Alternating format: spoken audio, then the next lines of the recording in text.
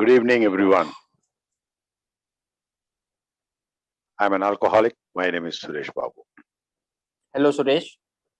By God's grace and with the help of our fellowship, the 12 steps, the 12 traditions, prayers, and most importantly, your experience, strength, and hope.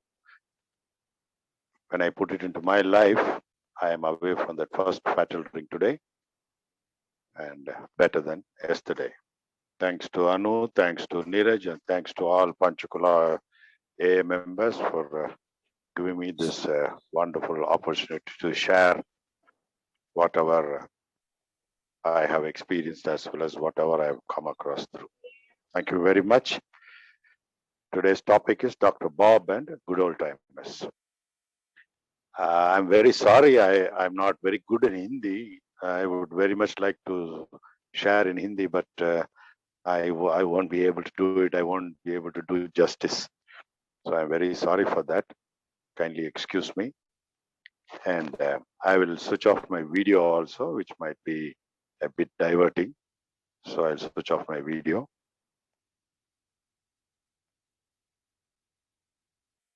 Before going into the topic of Dr. Bob and good old timers, as a AA member, as a seasoned AA member, or as a member who have crossed, say, 6 months, 9 months, or 1 year, I would always suggest my friends, my sponsees, other AA members to know the history of AA through our various books.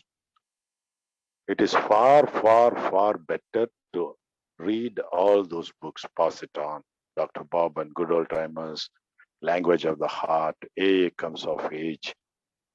All these books, as an AA member, if I go through, what happened to me was, what happened to me was the nuances, the crux, the juice behind the 12 steps, the juice behind the 12 traditions, I am able to understand better.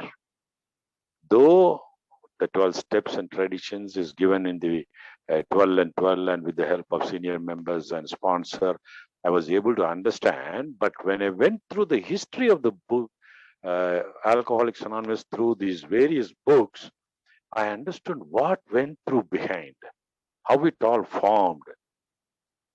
There, I can even say there a lot of awakening took place.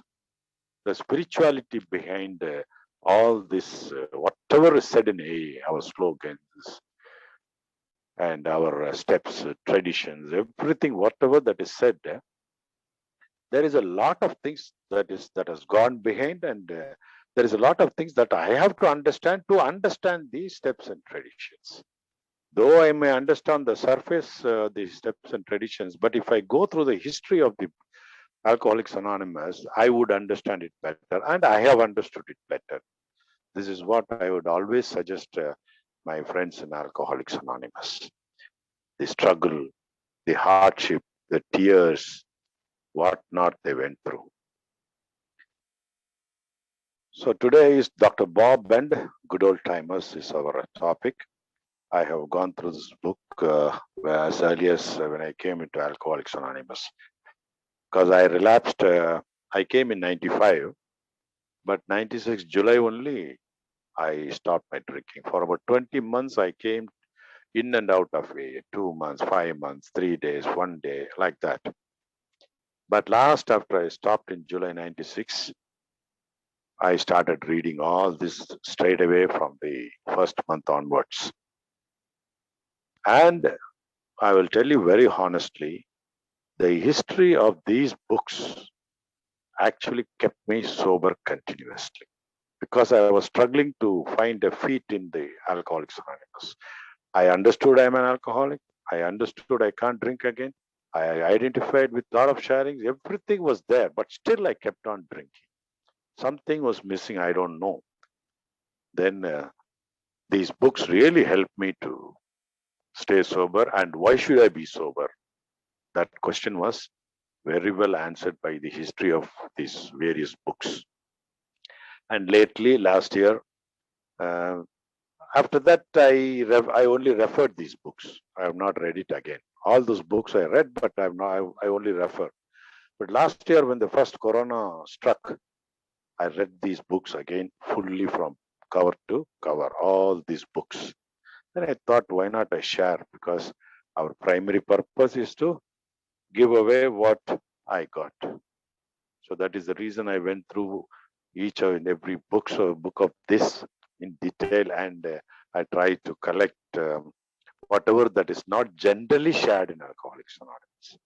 Though we know the history of Alcoholics Anonymous, though a lot of people know a lot of things, I tried only to pick up those passages which was not shared generally. It's not that I only know it or I'm only going to share it. Not that way. With all the modesty and humility, I'm telling you. So I try to do that way. And this is what I'm going to share with you today. Dr. Bob and Good Old Timers. The biography was written in 1980. Originally in 1977, our four members wanted to write a joint biography of Bill W. as well as Dr. Bob. But from 1977, they tried once, twice, thrice. Somehow that became not practicable. So they gave it up and they decided, no, first we will write Dr. Bob's, then we will see about Bill. So they wrote in 1980. Then Pass It On was written in 1984. Dr. Bob's biography, it was not written, just like that. A lot of work had gone behind this book. They met almost all close relatives of Dr. Bob. They met all his close friends, school friends, college friends, where he lived in Ohio, California, New York, Texas. So they went to each and everybody and tried to collect as much as possible from his childhood, his teenage, his adulthood, and of course his drinking career also. The main contributors of the messages or the information to this book was given by Sue, his daughter, Dr. Bob and Ann's daughter Sue, and his adopted son, Smitty. They both contributed a lot. Of course, obviously, they were the son and daughter of Dr. Bob, so naturally they would know more. From all these people they collected and whatever they felt right to share with us, they have given in this book. Robert Holbrook Smith. We fondly call him Dr. Bob. In Western countries, people who ever had the name Robert, the people always call Bob. That's maybe a nickname or a pet name like that. He was born on 8th August 1879. Dr. Bob.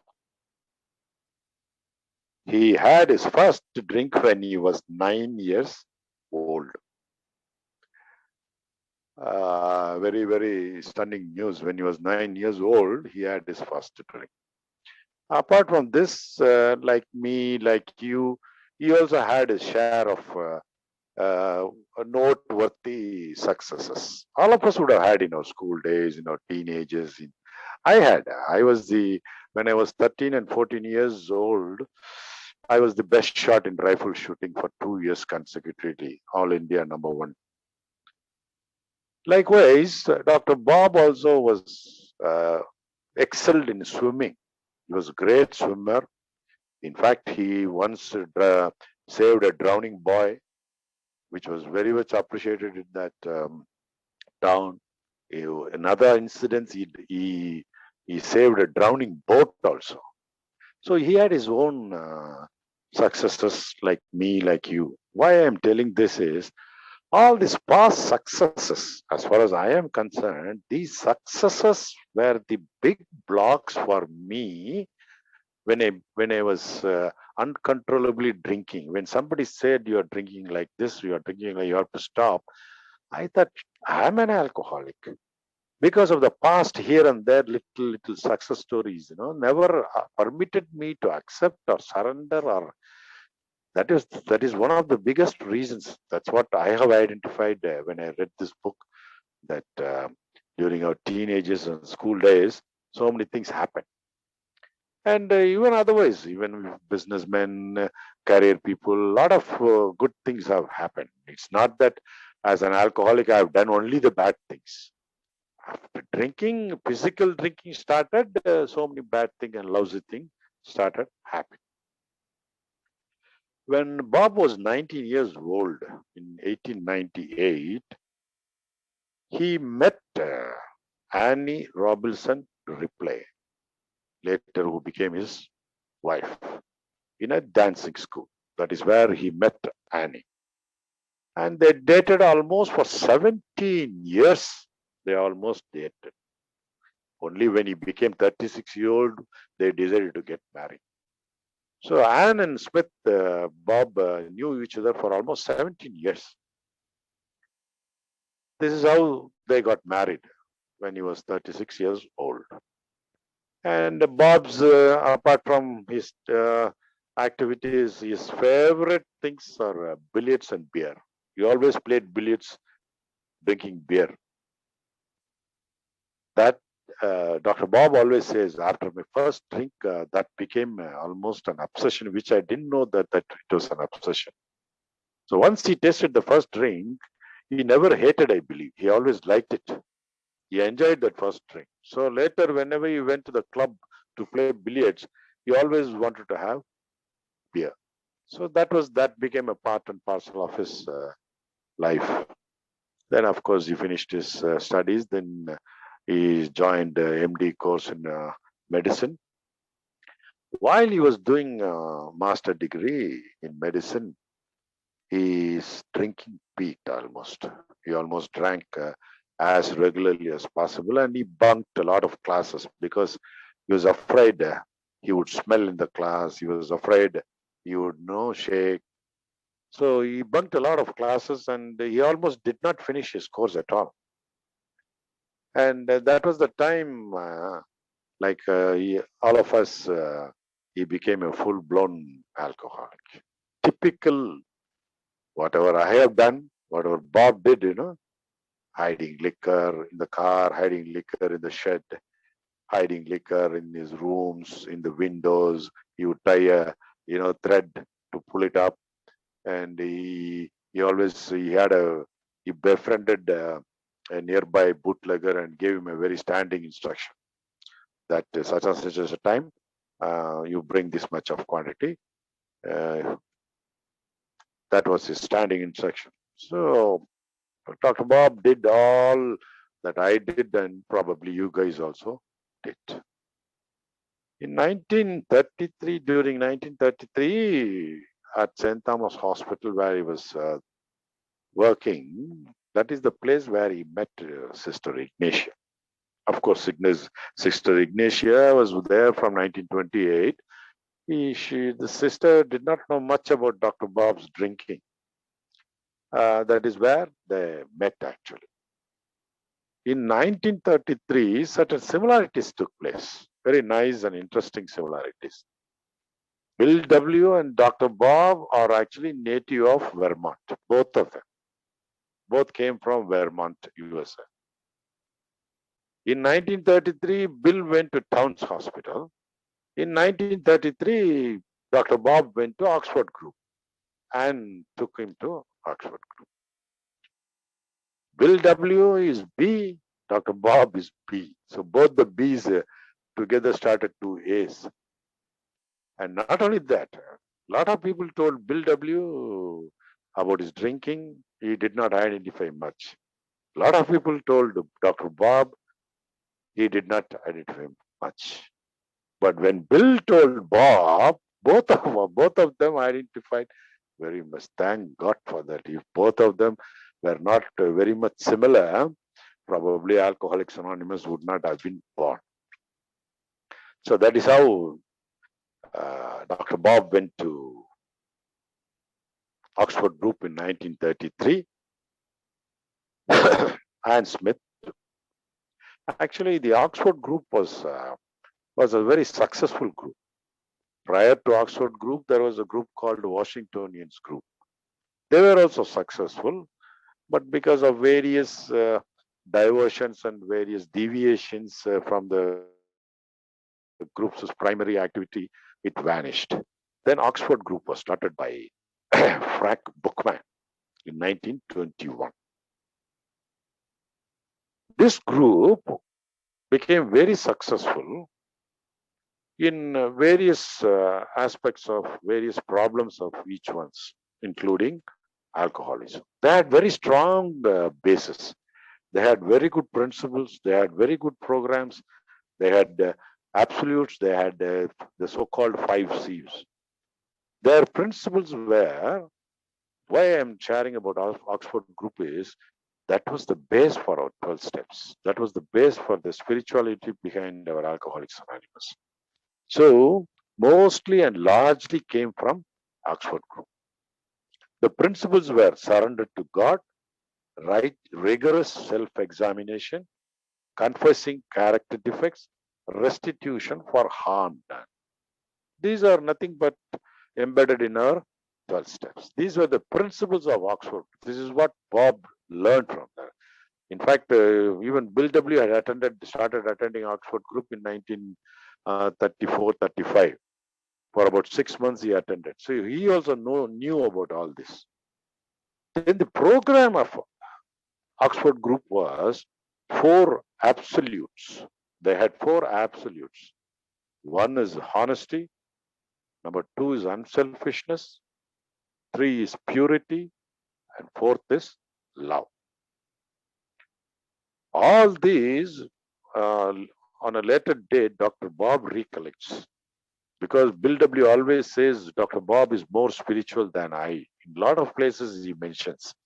And Dr. Bob says these are all the things, even though I was drinking while I was attending Oxford groups, these were the things that got into my mind. So he always credits his sobriety largely to Akron group of Oxford group. And he also attended in Cleveland. And the Oxford group had 5 C's. 1 is confidence, 2 is confession, 3 is consciousness, 4 is conversion, and 5 is continuance. Again, these things are embedded in our 12 steps. So the spirituality, the nuances behind our 12 steps were largely learned from the Oxford group. That is the reason I was wanting to share about Oxford. So Bob's foundation of sobriety, though it did not take place from the first meeting of his Oxford group, but later he always says he learned a lot of things from Oxford group. Even then, they had slogans also in Oxford group. One of the slogans says, study men, not books. The other slogan is, win your argument, lose your man. The third slogan is, give news, not views. So these are the slogans they were following. So the Oxford group had regular meetings in churches, in hotels, in rooms, and a lot of people were at almost about 400 to 500 people were attending those meetings.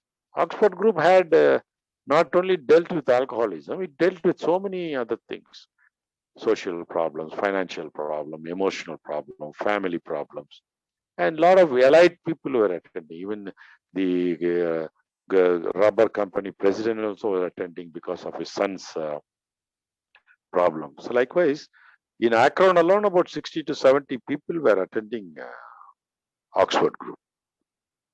This is the time one of the meetings took place in Mayflower Hotel.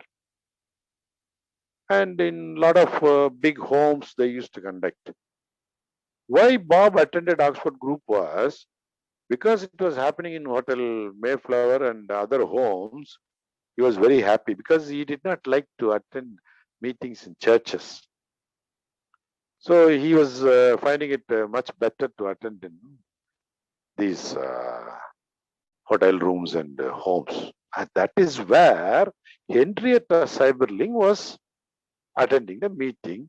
She had about 3 children. She was going for her own emotional difficulties. So she was attending regularly the Oxford group. And in April 1935, there was a person called Delphine Weber.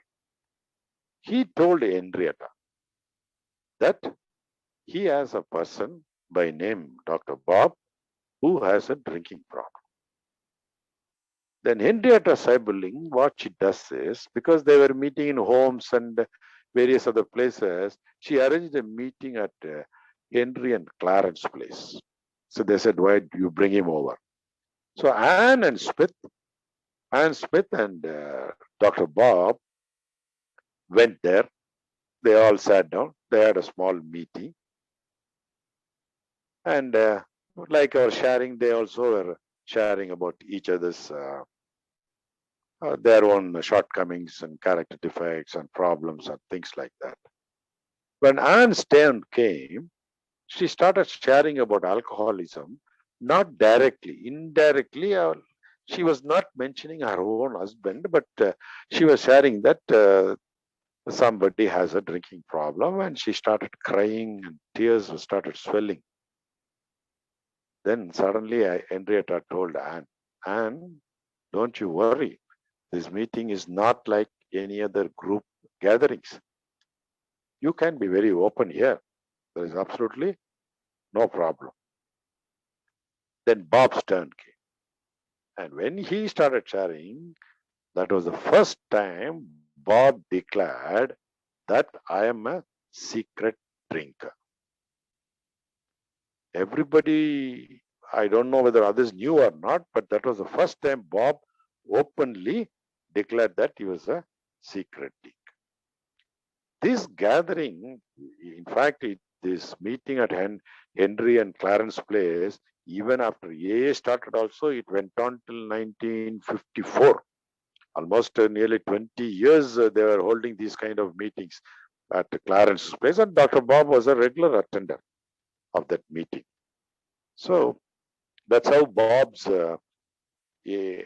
that breaking the ice started taking place.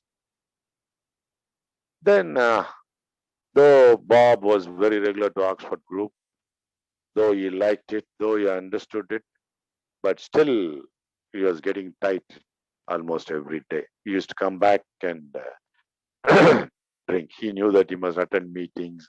He knew that he must depend on a higher power. All that he knew, but still he did not stop.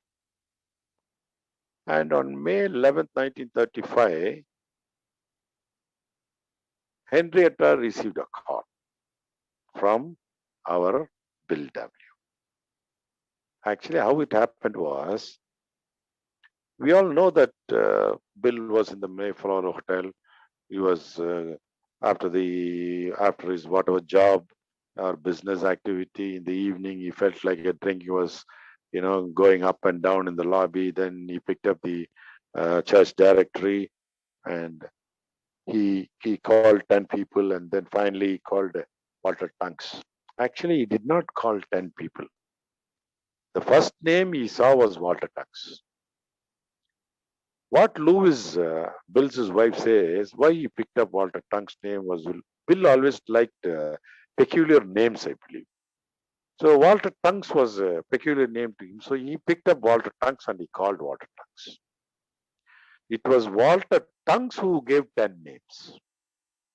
10 names and 10 phone numbers. And Bill W. tried all those numbers. None of them said there's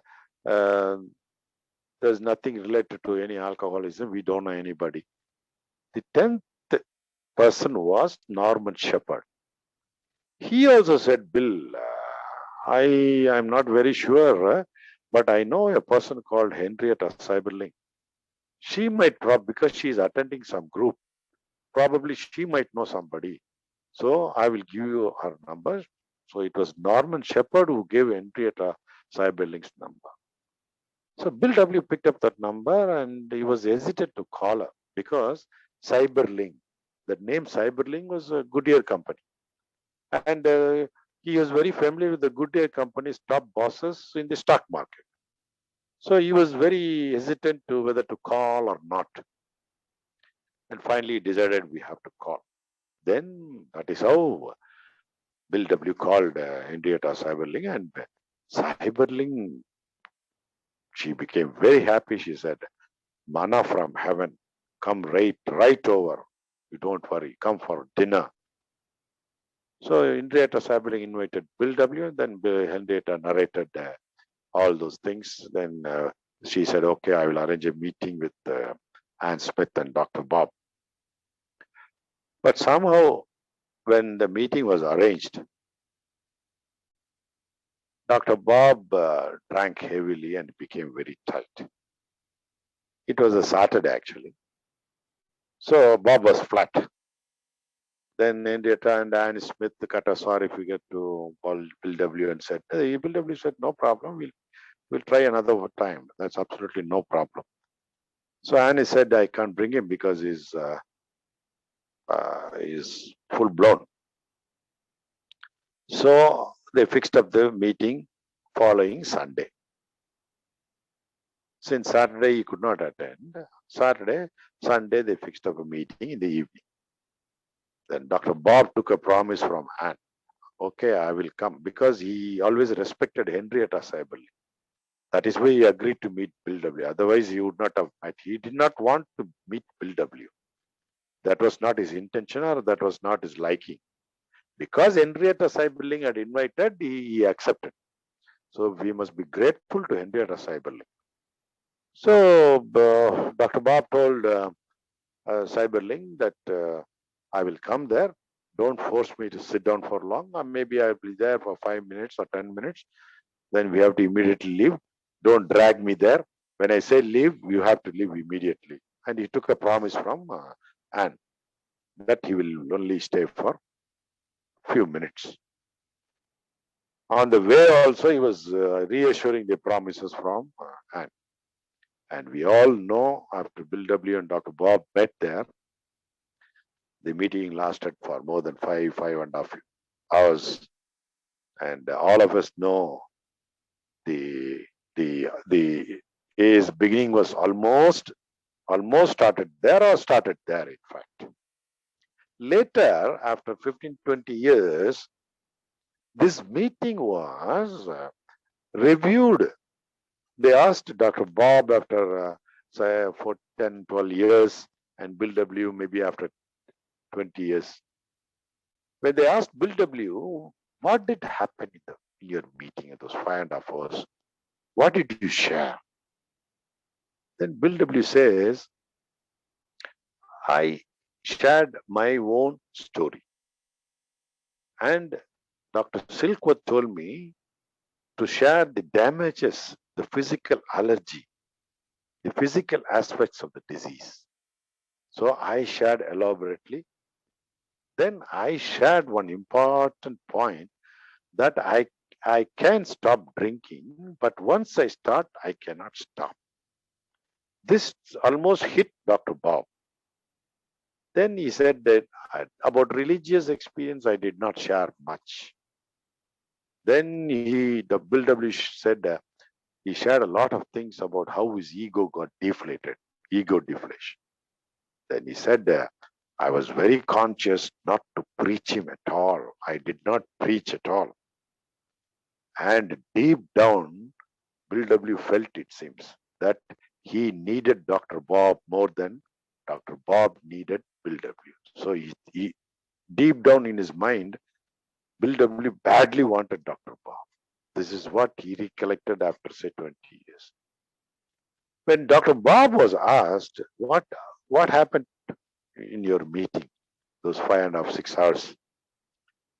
Bob said in very clear terms, Bob said, "Bill knew what he was talking. That attracted me very much. He gave a very clear definition of alcoholism, which nobody gave. Though I am a doctor, though I know the medical angle of alcoholism, what Bill W. gave was a new dimension. Nobody gave me so far. Then, most importantly, he said he spoke my language. We say, language of the heart. He said, Dr. Bob says, Bill spoke my language. And not only that, Bill knew the answers also. He not only spoke to me about the problems, he also had the remedy. That is what attracted me. Then he said, I have read a lot of things about William James's, Carl Jung, Silkworth lectures, Frank, Oxford group. Though I have understood a lot of things, Bill gave a new dimension to what my problem was. So these are the things Dr. Bob attributes after a few years. What happened in that? So once these two people met, once the meeting was over, Sue got excited, his son got excited, all of Anne got excited because there was a change in expression in Dr. Bob, who was hurrying up to go after 5-10 minutes. He stayed put, and he stayed patiently, and he listened patiently. And there was a lot of change in his face. So all of them got excited. Then Henrietta said, I think we have found an answer. And Henrietta requested Dr. Bill W., why don't you stay for some more time? I will arrange you in a country club. I'll arrange you stay. I'll take care of your. So why don't you stay here? Then Bill decided, okay, I'll stay back. So he stayed in Akron, Bill W. That is how he stayed.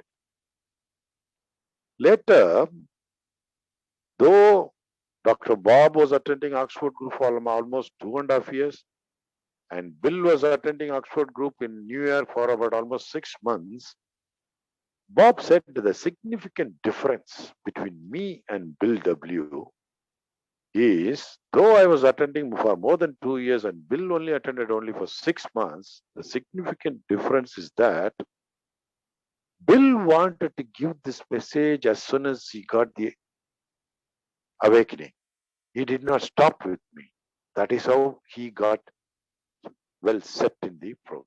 But I did not do that. Though I knew the message, I did not try to give it away to anybody.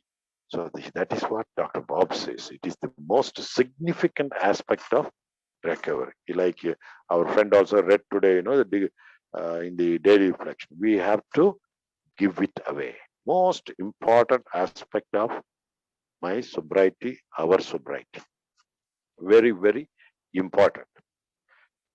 Then Bill and Bob try to, give this message to the local people in Akron, but they did not have any successes. Each morning they would sit down in Bob's house on the breakfast table. They would have a meeting. They would share. That is where Anne Smith always speaks about faith without works is dead. She always picks up this passage from the Bible, and she will largely share about these aspects in the morning breakfast table. In fact, Anne Smith, she is called the first mother of alcoholics. She's done such great work. She has compiled a lot of short, messages. She has published in journals in those early days to family members of Alcoholics Anonymous. From 1933 to 39, she kept on publishing. Somehow in our AA archives, most of her works and most of her contributions are not finding place in our AA archives. Maybe they could not trace it out, or I don't know the reason behind it. So Bob was almost 2 weeks sober after their meeting. Then he got a call from his medical field to attend a convention. That convention, Bob has never missed in his 24 years of medical field. So he wanted to go. But Anne Smith was afraid. No, we should not send him. He just know he's getting sober. So Anne Smith told Bill W., why don't you tell him not to go? Then Bill W. says, no, Anne, he has to go. How long can we protect him? Let him go. Anne says and cries, what if he drinks? Let us see, we will do something about it. So Dr. Bob finally left for the convention, and as expected, just before boarding the train itself, we bought several quarters, I believe, not one or two. He writes, I bought several quarters. Several quarters means we do not know 8 quarters, 10 quarters, 20 quarters. And he got drunk in the convention, got drunk in the hotel. He did not attend the convention properly. So he had to leave the convention. And on the way back also, he got drunk heavily. And in fact, back home, before reaching, he was flat, and somehow one of his duty nurses found him, and she and her husband took Dr. Bob from the platform to their house and informed Ann Smith that Dr. Bob is flat and we found him somehow. Then Bill W. went to their house and picked him up and came. So Dr. Bob could not maintain his sobriety. He was pitch drunk and cock drunk. And once this happened, in about a couple of days, he had to perform a very important surgery. And he got tight, and he's been withdrawing, he's been shivering, he's been having sleepless nights. So they didn't know what to do. So Bill said, don't worry, we will do something. So he was giving him all those days carrot juice and crowd, so many juices they were giving. Bill was constantly with Bill. Dr. Bob, even when he was sleeping, he used to put a chair next to him and almost wake up the whole night. Bill did a great job. In fact, sometimes when he was shaking very badly, Bill even gave little beer also in between. Then corn syrup, and somehow it was a detox because there was no proper detox at that time. There was no proper, scientific or protocol how to, get alcoholic out of his deliriums, all that. So whatever they knew, they tried. So finally, the day of the surgery at 4 a.m. in the morning, Bob told Bill, I must perform this surgery. And not only that, most importantly, I must achieve sobriety. I am going to go through with this hell. What do you say? Bill assured him, very good, let's go ahead. Don't worry about your shakes. You will perform the surgery well.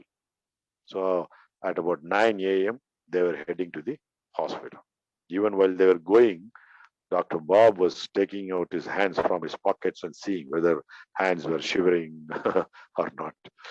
Then when they parked the car, Bill gave a small bottle of beer and said, drink it. Probably your shake will stop.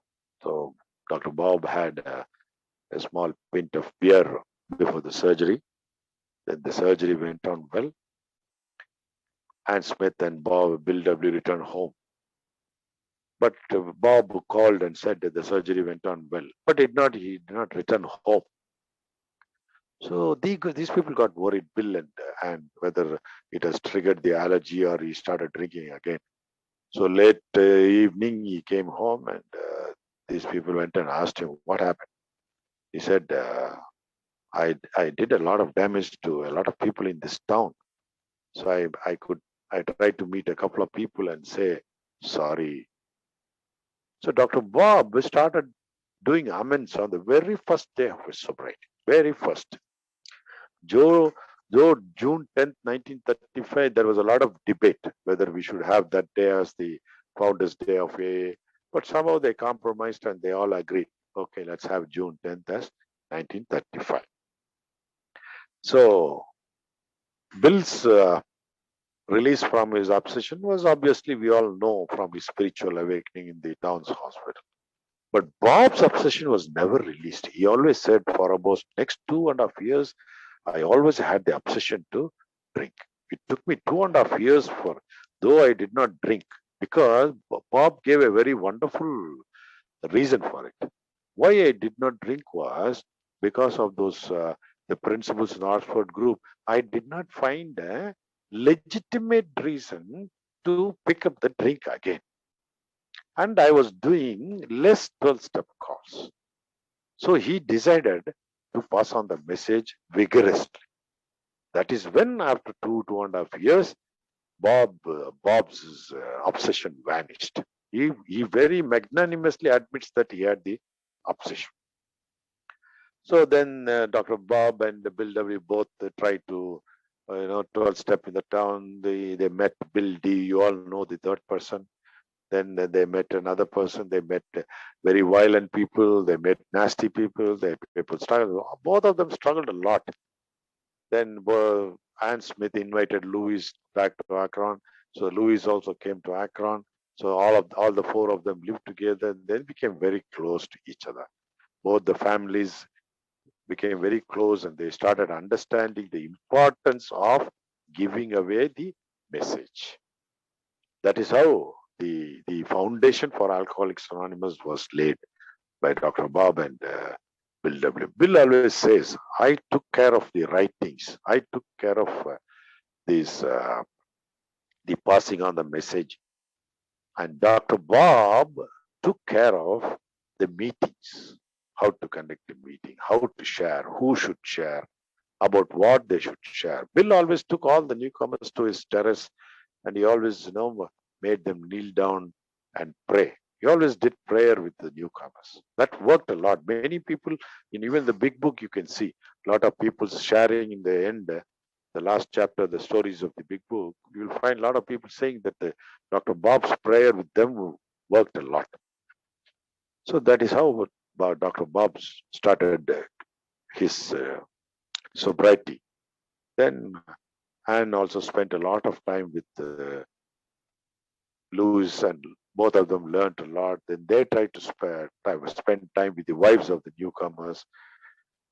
Anne used to call each day meticulously. She'll call all the wives of the newcomers, and spend some time, 5 minutes, 10 minutes for each and every newcomer's family. Then, of course, Louis and Dr. Bill W. left Akron to New York to take care of New York. Then Akron was taken care of Dr. Bob.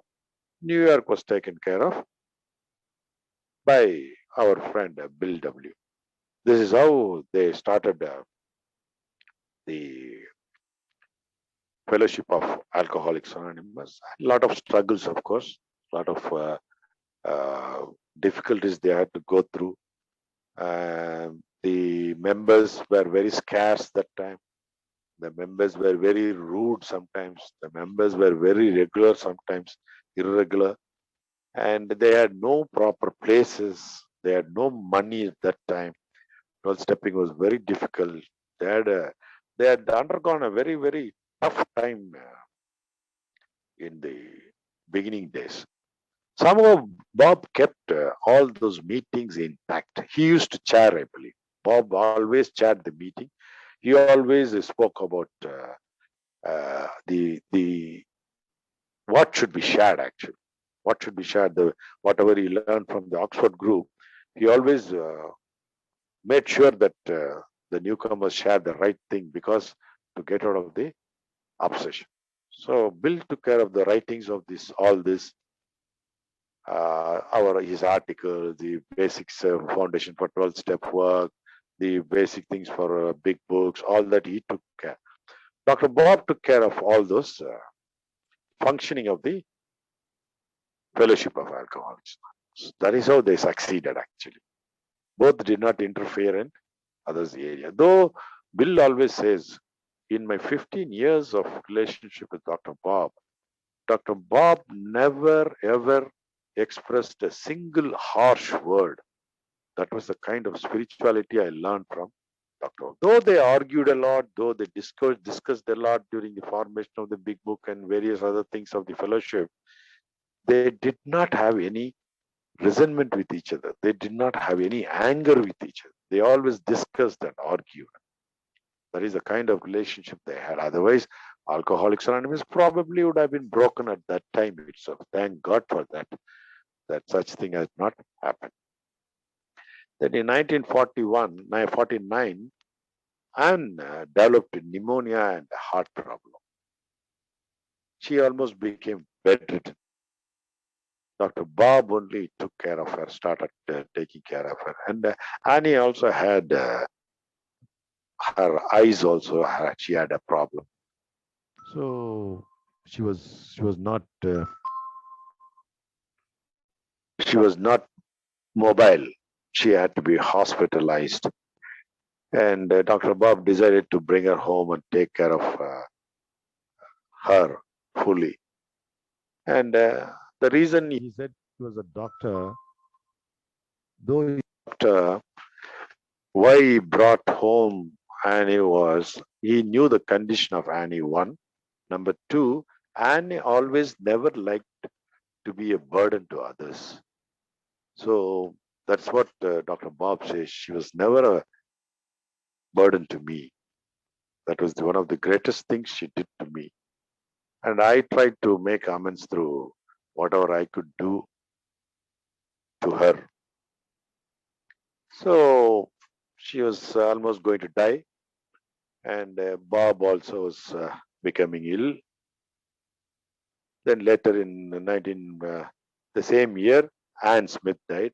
And Dr. Bob died in 1950, November. Before both of them, when Bob was seriously ill, you all know that our members, contributed money to build a monument for both Bob and Anne. In fact, they started collecting money, and many people had already contributed. When Bob came to know about this, he asked Bill, "What's happening?" Then Bill said, "This is what our members want to know. First thing is give back their money. Whoever contributed, give them back. I and Anne should be buried like other folks. We do not want any monument." Bill W., that was the last time he saw Dr. Bob. So at that time itself, Dr. Bob had a very big vision. The foundation for anonymity has already been done there. Even many people who have visited, US, their graveyards, they always say, Dr. Bob born died. Nothing about Alcoholics Anonymous. So even after death, those people maintained anonymity. What a great souls! Thank God they founded Alcoholics Anonymous. So Dr. Bob was like always Bill said, he was more a spiritual person than I. So a lot of the spiritual aspects of Alcoholics Anonymous, whatever that developed later, Bill always owes to Dr. Bob. And we all know what Dr. Bob said in his chapter in our big book. Wonderful thing. You all must have, you definitely must have read, I know. He said four things. One he said was a sense of duty. Whatever I have understood is when he said it was sense of duty, not as a matter of, like our job or business as a duty. He probably meant that responsibility. Dr. Bob must have definitely meant responsibility because while I was going through his biography, at 2-3 places he had mentioned that his obsession as well as he did not stop drinking because he did not try to give it away to somebody. So probably these things were in his mind and probably he said, I must have a sense of duty. And he says number two is a pleasure. It is a pleasure. Wonderful. In his book, he says it in a different form. He says it as a prescription, actually. What Dr. Bob says is prescription for sobriety, is prescription for emotional sobriety, is prescription for qualitative sobriety. He says family, office, recreation, friends. He said, don't miss any of this. Family is utmost important. Office, that is work, a job. Then recreation. In fact, during his sobriety, he regularly visited his club, I believe. He played billiards very regularly, he went for swimming very regularly. Then he did not miss to meet his old friends. He started befriending again his old friends. With all this, he always was constantly doing the 12 steps. So this is the mixture of sobriety. That's what he says in his experience. 12 stepping, family, office, recreation, and friends. So probably he says the second reason is it is a pleasure. It is a pleasure. Exactly. So when I try to proportionately and genuinely and honestly mix these things, because if I say friends, what I will do, I'll start enjoying with my friends and forgetting about the other areas.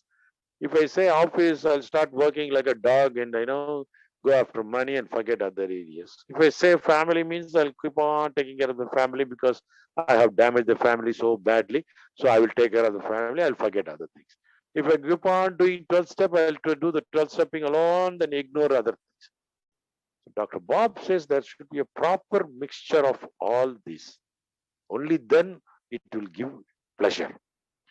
So proper mix means whichever is important at that particular time should be carried out. If a particular place, a particular time, particular day, if office is important, then I have to carry out the office. If 12 stepping is important, you have to do it. That is what he meant by pleasure.